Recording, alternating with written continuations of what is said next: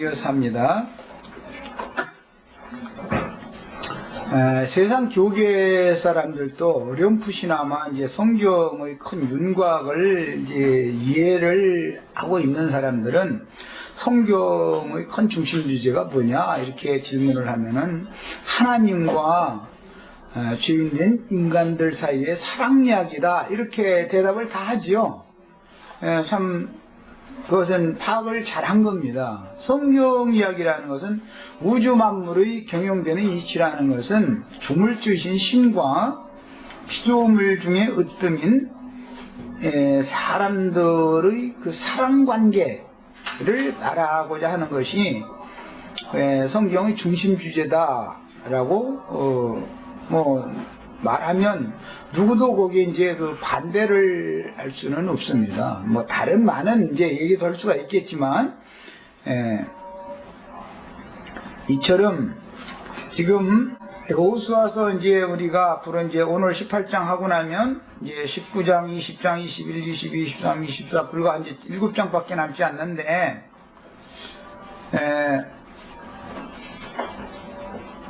앞으로 나가는 이야기들은 전부 여호수아의 사후에 대한 유언 얘기를 하는 겁니다. 유언. 그래서 이 내용들은 모두 5지파에게 기업을 주기까지가 17장까지 내용이고 18장 이후에는 다윗 왕 때까지 남은 7지파에게 기업을 이제 주면 그것을 그 기업을 취하는 이야기. 이렇게 계속 이어지게 되는 것입니다. 가나안 땅 정복, 전쟁, 뭐 이런 이야기 하면은 아까 내가 이제 여러 가지로도 비유가 되겠지만 정복이라는 개념 속에는 땅을 정복한다라는 개념 속에는 실제 영적 의미로는 주의 성령께서 인간들의 마음을 정복하는 것을 말하고자 하는 것이 중심인 것이지 팔레스타인 땅을 블레셋 족속들, 팔레스타인 원 그 족속들을 쫓아내고 이스라엘 백성들이 거기 땅을 차지하고 이런 것은 하나의 표상일 뿐이죠. 지금도 전쟁이 끊이지 않고 있잖아요. 아직도 정복 전쟁이 사실 안 끝났다라는 걸 지금 보여주는 거죠. 외적으로도 이런 것과 같이 하나님께서 그분이 목적하신 바 그분이 거처로 삼을 안식처로 삼을 땅을 정복하는 이야기는 표상적으로는 남자가 여자를 취하는 것을 상징하는 것이다. 농부가 예를 들어서 땅을 이제 정복한다 그랬지만 거기서 이제 경작을 한다. 땅을 돌본다. 그 말은 농사를 지어서 산물을 생산하고자 하는 것이지 괜히 그냥 땅만 괜히 파고 이런 사람은 없죠. 거기에 뭔가 하나님의 지혜를 받아서 때를 따라서 씨를 심을 때는 심고 가꿀 때는 가꾸고 벨 때는 베고 탈곡하고 자기 곡간에 들이고 그래서 이제 안식하고자 하는 거지요. 그래서 봄에 씨 뿌리고 여름에는 기르고 가을에는 결실해서 이제 가을 막바지에는 추수를 해서 겨울이 들어오면 그거 먹고 이제 쉬는 거잖아요. 집에서. 이런 것이 우주 만물의 이치가 다 일관된 어떤 것을 지금 말한다라는 것을 알 수가 있는 거다는 거예요. 그래서 그리스도의 그 영을 부음받은 사람의 마음은 주님의 기업이 되는 것이며 기름 부음을 받은 사람에게 즉 땅을 개간해 가지고 씨를 심은 농부는 괜히 하는 게 아니죠. 뭔가 산물을 얻으려고 농사 짓는 거 아니겠어요? 하나님도 마찬가지다. 하나님도 세상에 오셔서 하나님의 말씀의 씨를 사람들의 마음에 심은 목적은 천국 국물들을 추수해가지고 당신 집의 곳간에 갖다 드리고 안식하고 쉬기를 원하시기 때문에 일을 하는 것이다. 이런 말이에요. 자, 그래서 기름 부음을 받은 사람에게 한 번 기름 부음을 받은 것으로서 끝나는 게 아니죠. 혼인을 일단 하면은 반복적으로 주기적으로 기름 부음을 하게 마련이죠. 동사랑은 내년에 또 하고 내후년에 또 하고 계속 하는 거잖아요. 자, 그래서 반복적으로 그 영이 사람의 심령과 마음에 임할 때, 다른 표현으로는 하늘에서 단비를 내려주는 것으로도 상징하고, 성령이 교통을 하는 것으로도 표현하고, 여러 가지 모양으로, 여러 부분과 여러 모양으로 이렇게 말을 해주는 것은 하나님과 구속받은 성도들 사이의 사랑관계, 하나님의 영원한 목적, 인생의 목적을 가르쳐주는 데 목적이 있는 것이다. 이게 한 가지로만 말을 하면 사람들이 잘 못 알아들어 버리면 안 되니까 여러 방면으로 말을 하는 거 이렇게. 그 다음에 구속을 받고 영이 거듭난 사람이 온전한 구원을 이룬 후에 몸의 구속을 받는 것, 즉 주님께 데려가심을 받는 것, 이것은 추수라고 그러고 소위 기독교계에서는 휴거된다 이렇게 표현하죠. 휴거된다. 휴거라는 말은 한자어로서 거자라는 건 높이 이렇게 든다라는 뜻이고, 휴라는 건 역시 들린다는 뜻이니까 들림받아 높이 올라간다, 이제 그런 중국말인데, 이건 영어로는 랩처라는 용어를 사용하는데, 이 랩처라는 용어의 어근이 극치의 기쁨, 환희하다, 열광하다, 최고도의 만족이라는 뜻으로서 그걸 이제 하늘로 올리운다라는 뜻이니까, 그 heaven이라는 거, 하늘이라는 말이 영문을 heaven이라고 그러죠. 그걸 having이라고 말하면 기쁨을 누린다, 하늘을 누린다 이 말이에요. 하늘로 올리고 간다, 이제 그런 표현이에요. 그런데 이것은 땅에서 물리적으로 무슨 허공 창공 어디로 가고 말고 이런 얘기를 하는데 목적을 두는 게 아니라, 사람의 영혼 상태가 극치의 기쁨과 환희를 누리도록 부흥되는 상태를 말하는 거다, 성경이라는 건 모두. 예. 휴거된다 흔히 이런 말을 사람들이 말할 때, 몸의 구속을 받는 것은 최고도의 기쁨을 누리는 것을 의미한다 이 말이에요.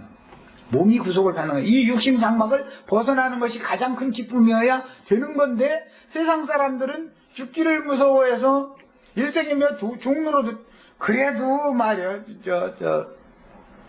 병상에 가서 누워있을지라도 개똥에 둥그라도 인생에 살아있는 것이 낫다 뭐 이러고 있는데, 그거는 하나님의 말씀과는 너무 안 맞는, 반대되는 지금 육신의 생각인 것이지요.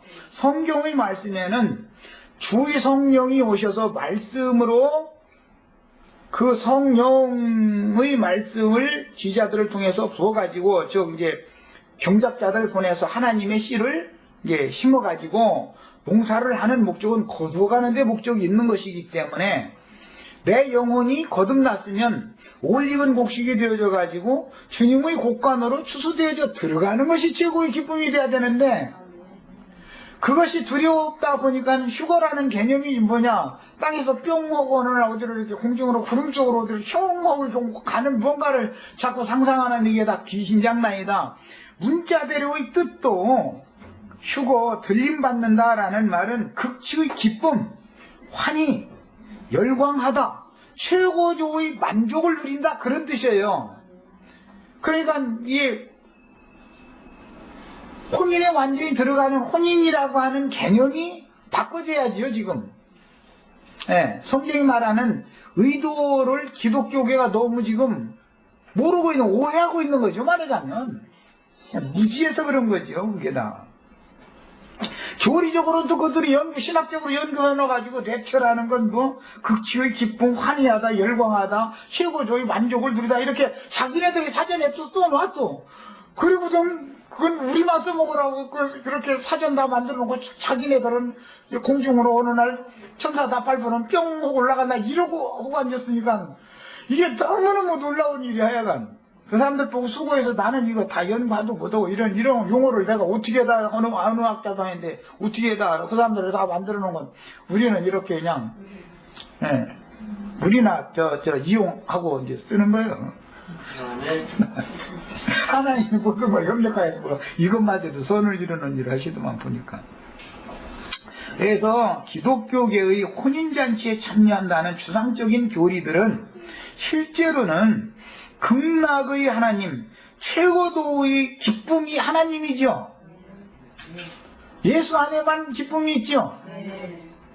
예수님이 환희죠. 예수님이 최고의 만족이죠. 그 예수로 만족하고 살아야 되는데 육신에 속한 세상사 어떤 것에서 만족을 찾으려고 하다 보니까는 날마다 이 세상사가 이거 어지러운 거 아니겠어요? 이게 목표를 잘못 잡은 거지. 그러니까 말하자면 신앙의 푯대를 잘못 잡은 거예요. 그래서 실제로는 극락의 하나님과 생명의 연합관계를 맺고 영생에 들어가는 것을 의미하는 말씀이 소위 말하는 들림받는다, 휴거된다 라는 뜻인 것입니다. 우리는 이제 의미도 또 정확하게 아셔야 되겠어요.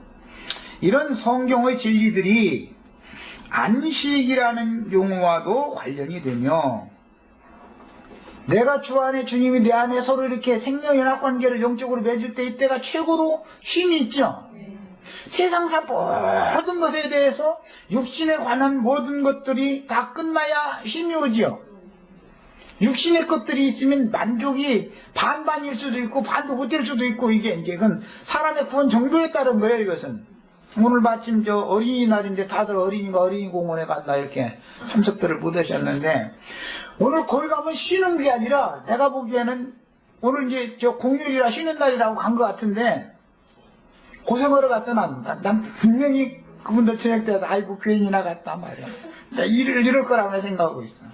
사람 치어서 뭐 보고 싶은 거 먹고 싶은 거 먹도 못해. 사실은 누리려고 했지만 애들은 좋아할지 모르지만 어른들은 말도 못하게 피곤하죠.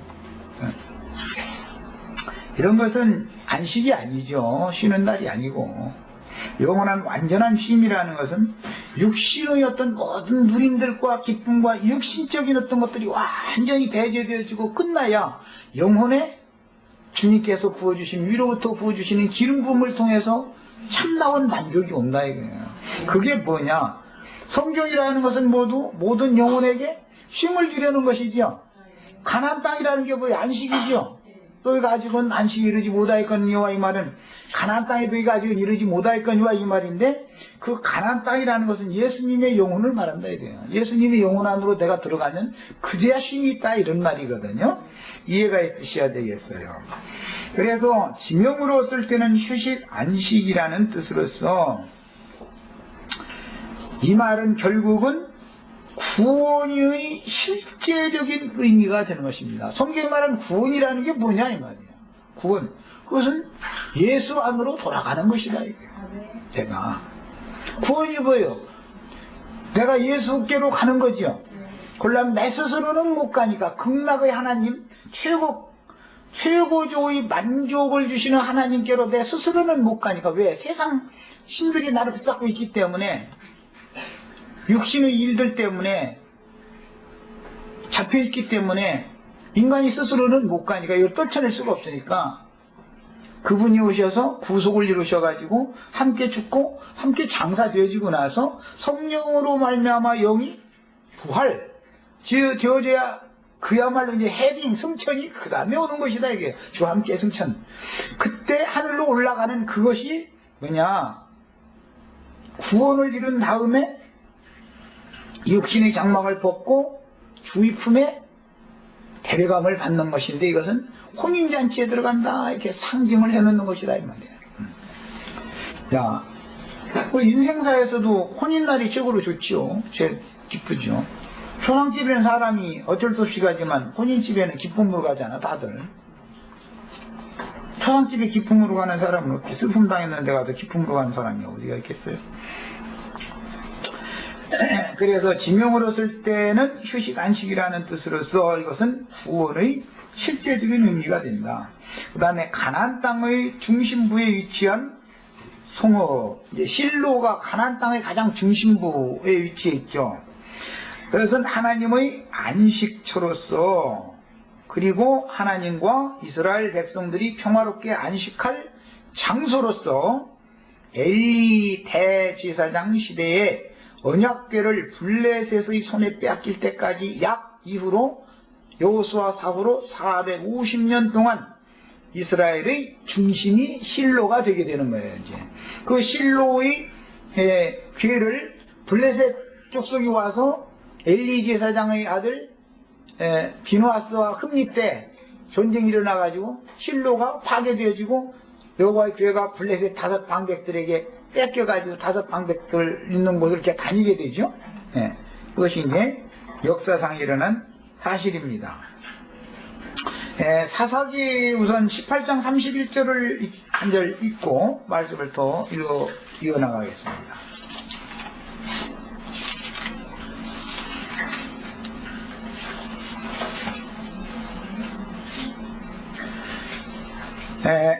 하나님의 집이 실로에 있을 동안에, 그 실로에 있을 동안에라는 것은 엘리 제사장의 말기 때까지를 말하는 거죠. 사사기 18장 31절 하나님의 집이 실로에 있을 동안에 언제 지었어요? 실로에 하나님의 집을 언제 세웠다 했어요? 여호수아서 오늘 우리가 읽은 18장 1절에 길갈에서 실로로 옮겨서 회막을 거기다 지었죠. 여호수아가 길갈에 있던 여호와의 궤를 실로로 옮긴 그때부터 시작해서 하나님의 집은 실로에 계속 있었는데, 실로에 있는 하나님의 집은 사무엘상에서 보면 엘리 제사장 때 블레셋 족속이 침입해가지고 실로를 회파시켜버리고 언약궤를 빼앗아가 버렸죠. 자, 그때까지는 약 450년이라는 역사상의 시간이 지나가요. 자, 실로 혹은 실로암 또는 실로아라고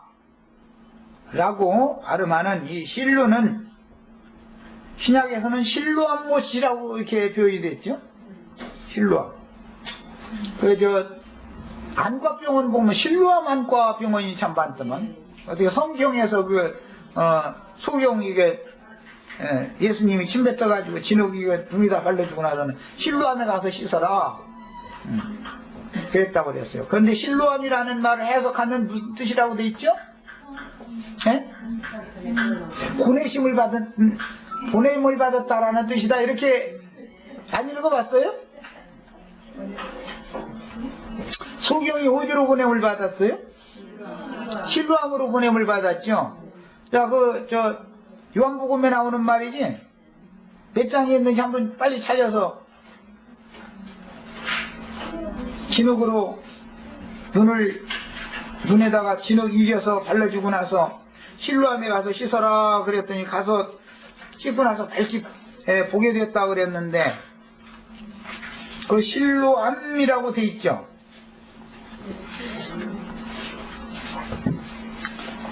내가 장절 부르면 우리 이 많은 지체들 중에 누군가는 알아야 되는데 다 똑같이 모르면 참, 몇 장이 나온다고? 9장 몇 절? 자, 9장이래. 요한복음 9장?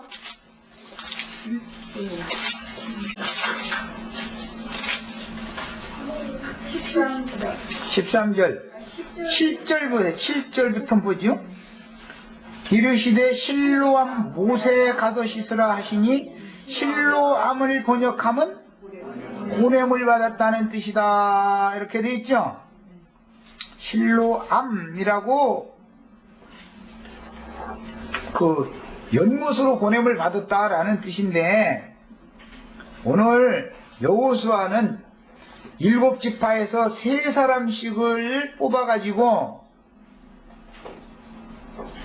7지파의 남은 땅에 보내죠. 그 실로에서 보냈죠. 다 뭔가 성경이라는 것은 뭔가 반드시 짝이 있는 거예요. 반드시 신약성경에 뭔 말이 나오면 구약성경이 어떤 배경을 두고 하는 말인 거예요. 실로암 못은 생수의 원천이신 주님의 몸된 교회를 성령과 신부가 오라고 하시는 목적은 왜 오라고 한다고요? 값없이 와서 생명수를 받으라 라는 목적으로 오라고 그러는 것이지요. 그런데 예수님 때에는 소경들 다 치료해 줘야 되는 것으로 상징이 됐었기 때문에, 예수님의 사역을 상징했기 때문에, 예수님의 침이라는 것은 주님의 영이잖아요. 그런데 흙의 이름이 기록되어진 자들은 흙사람들이니까 진흙에다가, 그것도 저주받아가지고 비가 내려가지고 마른 땅이니까 예수님의 침 뱉어가지고서는 저 세상적으로 뭐 참 병 고치는데 더럽게도 고쳐.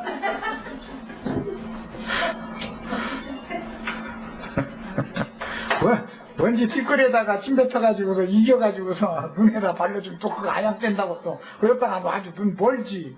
그게 눈이 떠지겠어요. 그런데 분명히 성경이 이렇게 해놨단 말이에요. 예수님 치료 방법은. 네. 오늘 내가 지금 예수님의 침 뱉느라고 지금 침 뱉는 침 튀기는 소리 자꾸 하고 있는 중인데, 형제님들도 다, 우리 지체들도 실로암못에 가서 다 씻고 밝게 보시기를 바래요. 그래가지고 다, 내가 어디로 보냄을 받았나 했더니, 저주받은 땅에서 치료받는 실로암못으로 보냄 받았구나. 이제 이렇게 이제 깨달으셔야 되겠죠.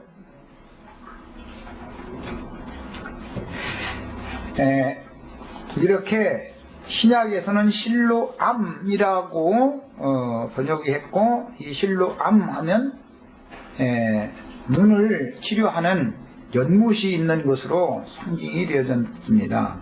그 실로라고 하는 곳의 위치는 팔레스타인 땅의 위치는 베델과 세겜의 중간 지점이었는데, 예수님께서는 요한복음 9장에서 소경을 고칠 때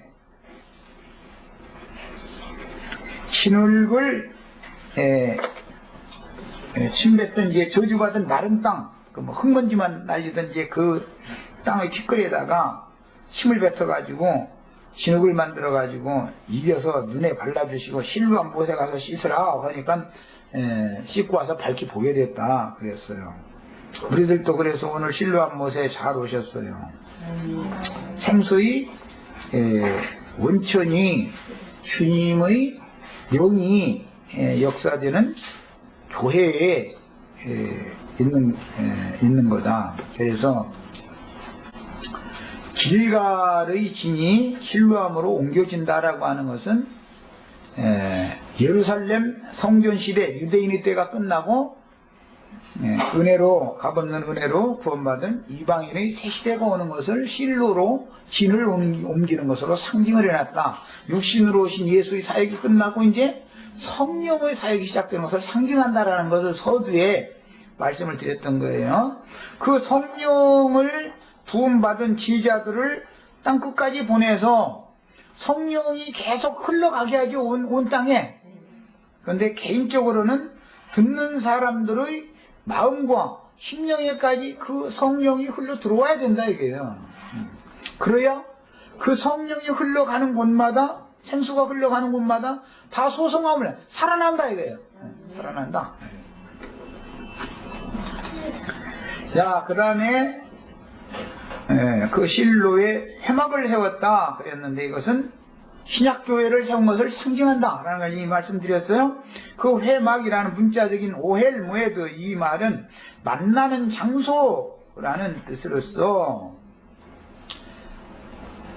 내가 예수님의 영혼 안으로 돌아가면 그곳에서 하나님을 만나고, 하나님이 또 나의 영혼 속에 오시면 그곳에서 서로 만나죠. 그러니까 결국은 하나님의 영과 나의 영은 결국은 서로 만나는 거죠. 그 장소가 회막이죠. 회막에서는 하나님이 늘 그 백성들을 만나주시고 말씀하신 장소였다. 그래서 이스라엘의 하나님께서는 자기 백성들을 그 회막에서 만나서 말씀하셨기 때문인데, 회막이라는 것은 모이는 장막이다 라는 뜻이에요. 그러니까 개인적으로 주의 성령과 나의 심령이, 나의 심령과 마음에 예수님의 심령과 마음이 연합되어지면 이곳이 만나는 장소인데 이렇게 주님을 만난 사람들이 모이는 것이 교회죠.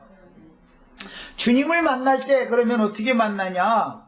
뭐 만나는 방법이야 성령의 교통을 하신다, 뭐 무슨 빛이 임한다, 또는 뭐 하늘에서 단비를 내려서 땅을 적셔준다, 무슨 뭐 생수가 흘러 들어온다, 뭐 여러 가지 모양으로 말을 하지만 모두가 다 주의 성령께서 구속하신 사람들의 심령과 마음에 들어오셔서 연합하는 것을 상징적으로 하는 말들이다 이 말이에요. 여러 가지로 말을 하지만 야 그곳에서 주님과 인격적으로 영적인 연합으로 만난 인격적으로 만난 사실이 있는 사람들이 모여야 교회가 되는 거지요.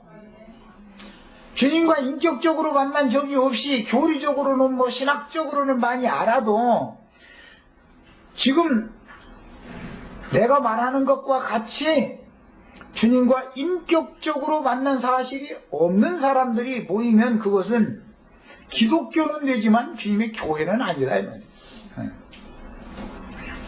그래서 기독교의 성당이나 예배당, 각지에 있는 이제 회당들 이런 것들은 본교회가 어떻고 뭐 지교회가 어떻고 백날 떠들어도 그건 그들이 종교 조직에서나 통하는 얘기지 성경이 말하는 주님과의 만남의 장소라고 하는 회막이라고 하는 이 교회의 모임이라고 하는 것은 기독교인들이 생각하는 그런 어떤 예배당 지어놓고 성당 지어놓고 그냥 개나 뭐 거리는 이건 좀 심한 말인데 어중이 띠중이 뭐 그나 그 말이구만. 어쨌든 다 모여가지고 이러고 난리법석을 피는 것이 만남의 장소에 모인 것이 아니죠. 말씀을 만남의 장소에서 하나님이 해주시는데 반드시 나팔을 부는 제사장을, 목자를, 증인을 각지 만남의 장소마다 세워가지고 증거하게 하시죠. 그게 하나님이 나팔로 오는 거잖아요 지금. 주님이. 그러니까 예배당에 가야 주님을 만나는 게 아니라 교회 모임에 와야 주님을 만나는 것이지 예배당에 간다 해서 주님 만나는 건 아니죠. 그러나 기독교인들은 여세 동안 주님 만나러 못 갔으니까 일요일날 하루는 그래도 주님 만나러 가야 되는 예복 입고 지금 이러고 가는 거 아니겠어요? 그 다 왜 가냐? 그럼 하나님 만나러 간다고 이제 참 말은 맞은데 그런 식으로 가면 그게 하나님을 만나겠는가를 한번 생각해 봐야 되겠다 이거예요. 회막에 정말 가는 거냐 말이야. 저거 봐, 저렇게 이제 어린 선지자들 저렇게 다 하는데 그래도 장로님 목사님들이 이 간단한 이치도 몰라가지고 이러고 있으니 말이야 이게. 내 마음과 내 심령에 주님이 계시니까 만나려면 여기서 만나야 하고 이렇게 인격적으로 늘 함께 주님과 함께 사는 성도들이 모여야 회막인 것이지 교회 모임인 것이지 성도들은 뭐 아주 끼하겠어요. 그렇지만 이제 깐난 아이들이지 뭐가 뭔지 천지사방 방향분간도 못하는 이제 거듭나기는 했는데 아직 엄마인지 뭐 아빠인지도 몰라보고 그냥 뭐 이제 나무 같은 것이 왔다 갔다 하는 걸로 보이는 어린아이들이나 그 몇 명 모이고 나머지는 전부 가라지들 모여가지고 할렐루야 아멘하고 지금 저러고 있고 하나님이 지금 농도시켜서 땅에 씨 심는 경작하라고 이제 했더니 강대 땅에서 설교만 하면은 그냥 가라지 씨가 막 떨어지는데도 할렐루야 아멘이고 나 자빠지고 이러면 이거는 정말 보통 문제 아니죠. 보통 문제가 아니에요 이게. 그럼 기분이 나쁘야 되는데 그렇게 기분이 좋아가지고 할렐루야 아멘이니 말이야. 아니 신을 오면 다시 좋아하기는 좋아야죠. 근데 기쁨으로 받아들여야 되니까. 그런데 아무 씨나 좋다고 할렐루야 하면은 지금 이 모양이 된 거 아니겠어요. 그래서 그 땅이 이미 그들의 앞에 돌아와 복종하였더라 라고 한 말을 아까도 설명을 했지만 5지파에게 준 기업은 요단 동편의 2지파 반, 요단 서편의 2지파 반의 기업은 이미 여호와께로 돌아와서 복종이 됐더라는 거예요. 이것은 예수님이 이 땅에 오셔서 복음을 전할 때 모세로 시작해서 요한으로 맞춰주는 율법과 선지자의 때에 두 지파 반이 기업을 얻었고, 육신으로 오셨던 예수님이 오셨을 때 두 지파 반이 서편에서 또 기업을 줬는데, 성령을 보내서 일곱 지파에게 기업을 다시 또 분배해주는 남은 안식, 여호수아가 안식을 다 준 건 아니죠. 남은 안식이 있죠. 우리는 지금 남은 안식을 취하기 위해서 힘써야죠. 자, 이제 이 시대가 온 거예요. 그런데 남은 안식을 영생으로 취하는 것도 내가 보기에는 때가 다 끝난 것 같아. 전도하기가 이렇게 어려울 수가 없어. 전도해보면 전도하기가 너무너무 어려워. 사람들이 들을 귀가 없어. 너무 어떤 말을 못 알아듣기 때문에. 그 왜 그러느냐. 저주가 임하면 하늘이 철과 같이 되고 놋과 같이 된다 그랬는데, 지금 사람들이, 심령들이 철과 같이 되고 놋과 같이 강팍해졌다 이거예요. 그래서 안 들어. 자기가, 그럼 모른다는 사람은 하나도 없어. 다 그래도 다 나름대로 성경 박사들이요. 그래가지고 그 성경을 어중뛰게 아는 것이, 이것이 진리를 증거하면 받아들이지 않는 원인 제공을 해놓는 것을 지금 보고 있습니다. 정말 아무리 성령과 신부가 이곳으로 와서 큰 성 바벨론에서는 나와가지고 이곳으로 오라고 아무리 외쳐도 누가 들을 귀를 이렇게 뚫고서 나팔소리를 들어야 되는데, 허공에서 나팔소리 나면 거기서 뿅 올라갈 생각이 나고 앉았고, 여기 꽉 잡혀 있어가지고 하나님이 지금 그 종선자들을 보내서 나팔을 끊임없이 불게 하고, 이사야 선지자의 말씀에 보면 여호와께서 쉬지 못하시도록 계속 나팔 불어라 말이야. 그렇게 되죠. 이사야 62장인가 거기 보면.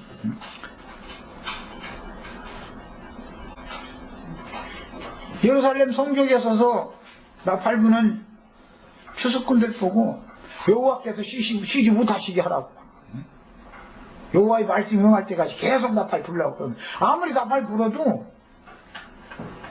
허공에서 들리는 나팔 소리만 기다리고 앉았으니, 예수님 오셔서 나팔 불어도 안 듣고 해되겠는데, 나 같은 사람이 나팔 분다고 해가지고서 누가 들어보려고 하겠어. 그래서 우리 형제 자매님들한테, 난 기적 중에서 이같이 큰 기적이 일어난 건 난 처음이야. 이 같은 큰 기적은 난 없다고 생각해. 이 말이 들리면 이게 완전 천지가 개벽한 사람들이지, 이게 기적 이보다 더 큰 놈의 기적이 어디가 있어. 뭔 놈의 기적이 이보다 더 큰 기적이 어디가 있어. 그래서 우리는 정말로 나팔을 맡은 종들이야. 그게 또 사명이니까 생명을 내놓고 사명을 죽는 날까지 당연히 해야 되는 것이지만, 듣는 사람들도 분별력을 가지고 들어야 되고, 진리의 말씀이 믿어져야지 거짓 믿어진다라는 게 이것도 너무너무 비밀스러운 거야죠. 그래서 땅이 여호와 앞에 돌아와서 복종했다고 한 것은, 여호와께서 그 발로 이미 밟아서 정복한 땅이 5지파의 소유로 주어졌고, 여호수아는 죽게 되고, 여호수아의 사후의 사사시대부터 다윗 왕 때까지 땅을 정복하는 전쟁은 끊임없이 계속되는데, 다윗 왕 직전의 사사시대로 시작해서 사무엘 왕 때까지는 온 땅에 7 교회들이 세워지는 것을 상징하는 것으로서 구약의 역사에서는, 그때는 온 땅에 나가서 교회를 세우는 역사를 하는 거예요. 그렇지만 다윗 왕은 교회를 세우는 기간 동안은 전쟁하면 늘 졌다 이겼다를 하지 계속 이기지를 못하죠. 다윗은 전쟁하는 때마다 이겼다고 되지 졌다고 그러지 않죠. 그래서 성령과 신부가 말씀하시는 그것으로 큰 성 바벨론에서 나와서 비밀스러운 생명의 양육을 받아서 올리건 곡식으로 영원한 안식처인 거룩한 성 새 예루살렘의 신부로 하느님집에 들어가는 이 성도들은 모두 이기는 자들이다. 그래서 다윗 왕국이 실현되는 것이 천년왕국이 실현되는 것으로서 상징되는 거다. 이런 것을 말씀드렸어요. 이게 사사시대와 다윗 왕국 시대는 그래서 차이가 있는 거예요. 교회 시대는 사사시대죠. 사도시대라고 그러죠. 신약에서는 사도시대. 보냄을 받은 자들이 경작자들로 보냄을 받았다 말이야. 그들이. 그래서 가축을 하는 거예요. 그렇지만 천년왕국 시대가 되면 주와 그 그리스도의 나라가 실현되는 거다. 나타나는 거다. 자, 그래서 이 구절은 여호수아가 실로의 회막을 세운 이유는 지금까지 가나안 땅의 정복 전쟁을 수행하기 위한 본진이 있었던 것이 길갈이었었는데, 이제부터는 가나안 땅 정복 전쟁이 1차로 끝났기 때문에 2차 정복 전쟁을 위해서 실로로 진을 옮긴 이야기를 하고 있는데, 그것이 실로의 회막, 모이는 장소를 잡았다. 이것은 신약교회, 이방 땅에 교회를 세우는 것을 상징한다. 그런데 실로의 회막은 반드시 블레셋 족속에게 전쟁에서 패가지고 여호와의 교회가 떠난다 이거예요. 여호와의 영광이 떠난다 이거예요. 이것은 주님께서 세운 교회는 이방인의 때에 교회가 자꾸 번성하는 일도 있지만, 번성할수록 한면에서는 자꾸 타락의 길로 가서 궁극적으로는 하나님의 간증인 그리스도의 촛대가 옮겨진다, 떠난다, 여호와의 영광이 떠난다. 그러니까 이제 최종적으로는 땅의 모든 7 교회들에서 최후 이기는 자들을 불러 빼내는 계시록의 마지막 나팔이 또 들려지게 돼 있다. 그래서 로마서에서 유다서까지는 21편의 서신서들은 모두가 다 보면 이것은 사도들이 나가서 복음을 전해서 온 땅에 교회를 세우는 일을 계속하고 있지만, 교회가 세워지면 타락이 따라오기 때문에 1차 서신이 끝나고 나서 계시록의 7 교회가 2차 서신을 받을 때 보면 7 교회들마다 다 이기는 자는 나와라. 그럼 그들이 거기서 온 땅에 있는 교회들에서 나와서 어디로 가냐? 성령과 신부가 오라 하시는 그곳으로 가야 된다 이거예요. 그것으로 거기에 가서 값없이 뭘 받으러 가는 거예요? 생명수를 받으러 가더라. 그 생명수가 실로, 천천히 흐르는 실로와 물이죠. 생수의 원천, 예수 그리스도의 영이다 이 말이에요. 주의 성령을 그곳에서 받는 거예요. 자, 그래서 실로라는 의미가 인명으로 사용될 때는 천천히 흐르는 물이라는 뜻이 있어서, 이것은 성령의 흐름을 상징적으로 보여준다.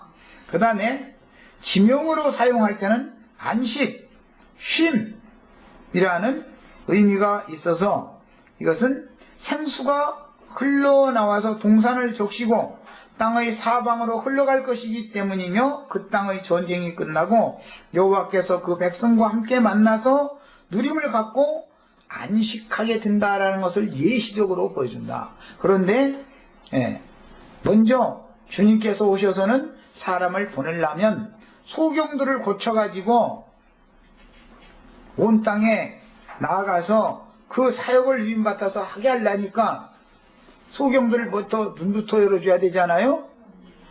바울사도도 그래서 눈부터 고침받았죠. 우리도 다 먼저 보냄을 받기 전에 눈부터 고쳐줘야 돼. 소경이 소경을 인도하면 둘 다 구덩이에 빠져버리니까, 발치 보는 사람이, 진짜로 볼 줄 아는 사람이, 진짜로 볼 줄 안다 말은 하늘이 보여주시는 이상과 계시를 깨달을 수 있는 지혜와 계시의 영을 받은 사람이 되어줘야 된다 이 말이에요. 눈이 치료가 되어줘야 된단 말이에요. 눈이 먼저. 이 사람이 보냄을 받아야지. 마귀는 동물을 좀 시켜가지고 멀쩡한 사람들 다 소경 만들어 놓고 나서는 선교사 파송한다 해가지고 예배당마다 사람들을 다 파송을 해서 보냈는데, 사도라고 하지 않죠. 그들은 선교사들이라고 그러는데, 선교사들 자신이 다 소경들이기 때문에 본인도 문이 어딘지 문 찾느라고 막 더듬고 다녀. 심판이 임해서 그러는 거죠. 창세기 19장에 보면 소돔성에 있는 롯을 저희들이 상관하겠다 여기 하면서 소돔성 사람들이 와가지고서 롯의 집에 찾아온 천사들을 지들이 상관하겠다고. 예. 그러니까 그 천사들이 그 소돔성 놈들을, 소돔 성문에 앉았던 놈들 전부 눈멀게 했더니 눈 찾느라고 더듬더라는 거잖아요. 구원의 문이 어딘지 알도 못해요 지금 그놈들. 그냥 저희가 문지기네 다 돼가지고 지금 자기한테 오면 지가 천국 문이야 아주 완전히. 양을 천국으로 인도하는 분은 그리스도지 사람일 수 없는 거죠. 그 그리스도 이상과 계시를 하나님의 영적인 말씀을 받은 종들이 천국문을 여는 열쇠를 가진 사람들이 보냄을 받아야지. 그냥 지옥문 열쇠만 가지고 다니면서 그냥 무조건 오고 그냥 큰 문 열어놓고 나서는 다 이리 오면 구원받는다 이러고 앉았으면 그게 구원의 문이라는 것이 그렇게 넓고 크지가 않죠. 구원의 문은 뭐라 해서 생명의 문은 좁고 협착하다고 그랬지 그렇게 넓은 게 아니에요. 그런데 아주 오늘날은 이제 정말 난리가 나요. 난리가 아니야.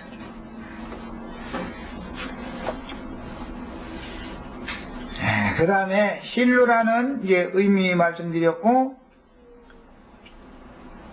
기업의 분별을 얻지 못한 자가 아직도 오히려 7지파라 이렇게 말씀을 나가고 있는데, 여기에서 7지파는 이스라엘 12지파 가운데 요단 동편에서 이미 기업을 차지한 2지파 반과 요단 서편에서 기업을 이미 차지한 에브라임과 므낫세 반지파와 유다 지파, 그 다음에 요단 동편에서는 르벤과 갓과 르벤,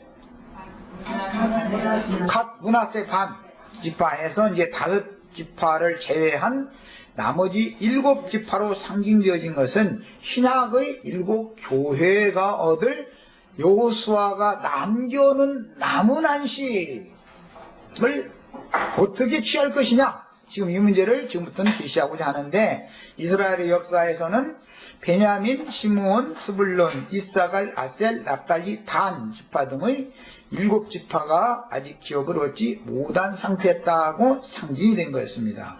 그런데 가나안의 남은 안식이라고 표현하는 7지파의 몫은 신약시대의 주의 성령으로 말미암아 이방인들이 계시로 임하는 믿음으로 얻게 될 온 지구상의 7교회를 통해서 실현되므로, 신약의 사도는 우리가 남은 안식을 힘써서 취해야 한다고 격려를 했습니다. 이 히브리서에 나오는 말이죠. 4장부터 계속 나오는 말이에요.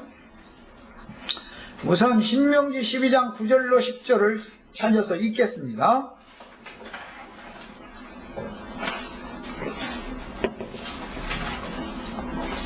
신명기 12장 9절 10절. 오전 첫 시간에 땅을 정복하는 거, 그 다음에 그 땅을 취하는 거, 이게 여러 가지는 다 비유로서 궁극적으로는 성도들은 예수님의 영과 마음을 취하는 것이고, 예수님은 마귀에게 잃었던 죄인들의 영혼을 구원해서 당신의 것으로 다시 찾는 것, 취하는 것. 그래서 혼인관계로 최종적으로는 결말이 맺어지는 얘기다라는 걸 이제 강조해서 말씀을 드렸어요. 자, 그래서 혼인을 해서 남편과 아내가 생명의 연합을 맺고, 생명의 연합을 맺은 상태에서 육신에서는 먹고 살아야 되고 이제 일 나가야 되고 이제 다시 헤어지고 그러지만, 영원 세계로 그대로 들어가서 영생을 누리는 것이 극락의 하나님과 연합하는 거죠. 이거 영적인 혼인이단 말이에요, 이거는. 예. 자, 그래서 너희가 너희 하나님 여호와의 주시는 안식과 기업에 아직은 이르지 못하였거니와, 그게 여기 보면 안식과 기업이라고 한 것은 가나안 땅을 사실은 상징적으로 염두에 두고는 말이죠. 너희가 요단을 건너 너희 하나님 여호와께서 너희에게 기업으로 주시는 땅에 거하게 될 때에, 이 기업으로 주시는 땅이라는 것은 예수님의 영과 예수님의 마음을 말한다, 이걸 말씀드렸어요. 이것은 신약의 용어로는 새 하늘과 새 땅이죠. 네. 또는 새 영과 새 마음이라고도 표현을 합니다. 시간이 또 이제 벌써 다 돼서, 자, 안식과 기업이라고 하는 것은 예수님의 영과 예수님의 마음이 모든 구속받은 성도들의 기업이 되는 것을 말한다. 예수님의 입장에서는 구속하신 영혼들의 영과 마음이 예수님의 기업이 되는 것이죠. 이렇게 해서 상호 생명의 연합관계를 맺는 것. 이 생명의 연합관계를 맺고 영원히 이제 다시는 헤어지거나 버림받거나 서로 분리되거나 떨어지거나 하지 말아야 되는 거죠. 이제 육신의 세상에서는 뭐 혼인을 해서 뭐 부부관계를 맺어도 만약에 안 떨어졌다면 큰일 나죠. 그런데 이제 이것은 상징이다. 이건 영원한 생명연합에 대한 상징이기 때문에 그런 거다라는 걸 말씀드렸어요. 자, 여기까지 하고 다음 시간에 더 1시간을 더 말씀을 나눌게요.